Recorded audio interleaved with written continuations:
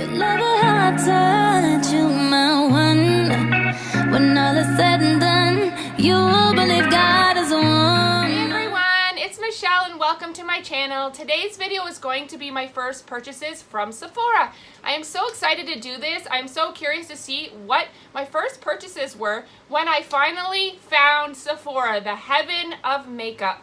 I first saw this video from That Taylor and Kiki Chanel and I just thought it was really interesting and I'm really curious to see what I bought. If anybody is interested in doing this video, I would love to see it. At me, tag me down below, comment, let me know you've done it so I can watch your video. So without further ado, let's just get into this and see what I bought. So you do have to be a beauty insider to be able to see everything you purchase, whether it was online or in stores. You just make an account on the Sephora website and you'll get to see a list of everything you purchased. Okay, so the first thing I purchased was November the 30th, 2013.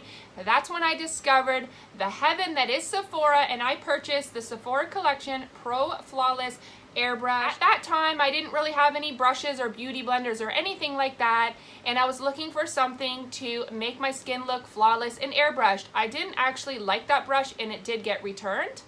My second item I purchased on the same day was Urban Decay Naked Basics eyeshadow palette. That also went back. I was not fond of it.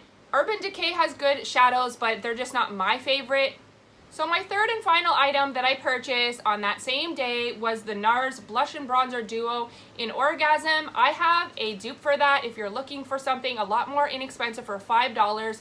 The e.l.f. Blush and Bronzer palette in St. Lucia is really, really good. It's a little bit hard and not as pigmented, but you can build it up, and I really like this one. So December the 7th, 2013, I purchased the Smashbox Full Exposure Mascara.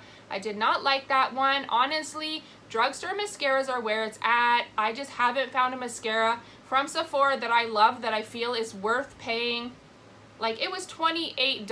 I can get 6 mascaras from the drugstore for that price that are just as good, if not better. I also purchased on that day the Sephora Collection Pro Crease Brush number 10.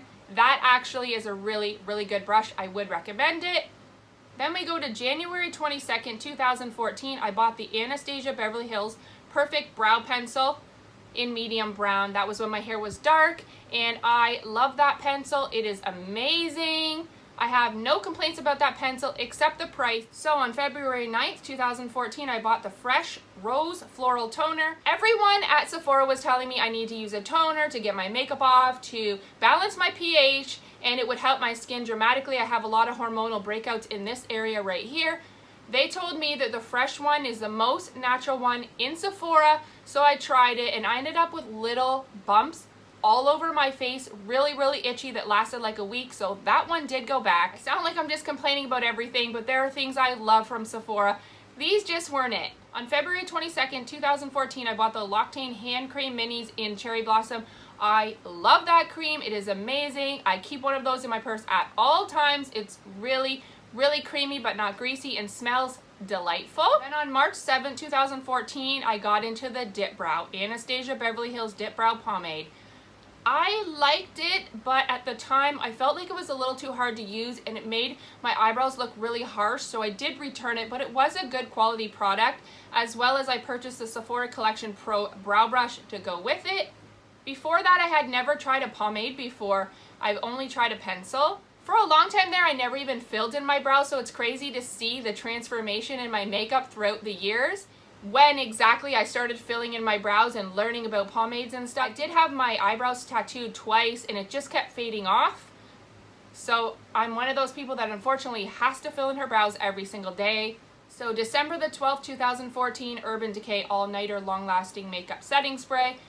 Cult favorite for a reason. Everybody loves it. I do love the Dewy Mist Setting Spray from NYX. That's the one I use on a regular basis just because it's cheaper and it's really good quality as well. I'm a drugstore girl at heart. Then in January 28, 2015, I decided to try yet another toner, the Caudalie Moisturizing Toner.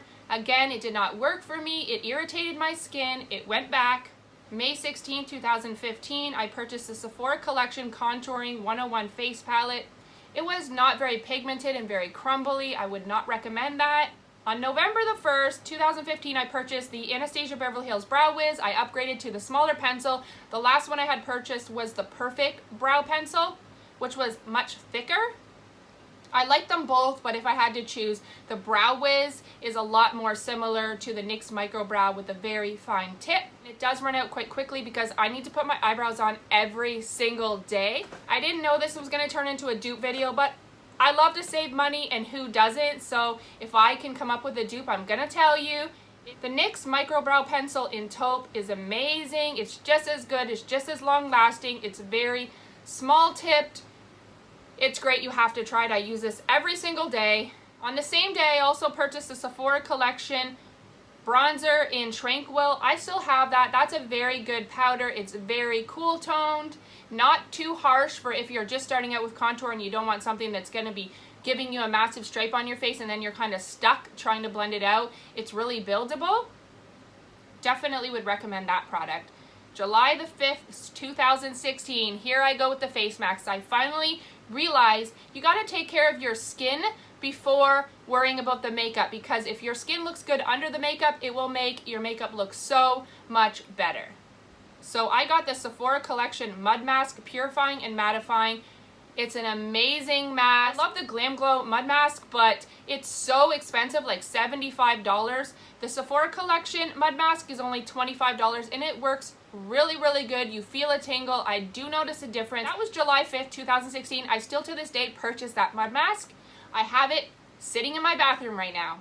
July 27, 2016, I purchased the Tarte Amazonian Clay 12-Hour Blush in Expose. I still have that. I love nude blushes, bronzy looking blushes, and peach blushes. I would definitely recommend the Tarte blushes. They are super pigmented, long lasting, blendable. Can't say anything bad about them. Then on August the 4th, 2016, I purchased the Benefit Cosmetics Benefit Cosmetics Dallas Box O Powder Blush. I do like that one. I don't really use it much anymore, but I loved it when I first bought it. I find it a little dark for me now. I'm more into the peachy blushes. And I also purchased the Sephora Collection Pro Contour Brush. That's the brush I use for highlight every single day. It's so soft. It applies the highlight beautifully. On August the 28th, 2016, another Brow Wiz and the Smashbox Masterclass Palette Lighting Theory. That palette is amazing. I still have it. I use it all the time. On September the 2nd, 2016, I purchased the Becca Shimmering Skin Perfector Pressed Highlighter in Champagne Pop. I love that. It's what I'm wearing today. That is when I found my love of Becca highlights. They are amazing, so soft, so blendable, so bam in your face. On September the 7th, 2016, Urban Decay Eyeshadow Primer Potion in Eden. Still love that. Looking for something a little less expensive. And the NARS Radiant Creamy Concealer. I still love that as well. I am a drugstore girl at heart, so I found the Maybelline Fit Me Concealer to be very similar to that, and that's what I use on a regular basis. September 29, 2016, the Beauty Blender. I found my love. I use a Beauty Blender every day since I purchased that in 2016. So it's really interesting to see what I purchased from Sephora when I first started out buying stuff from a high-end makeup place.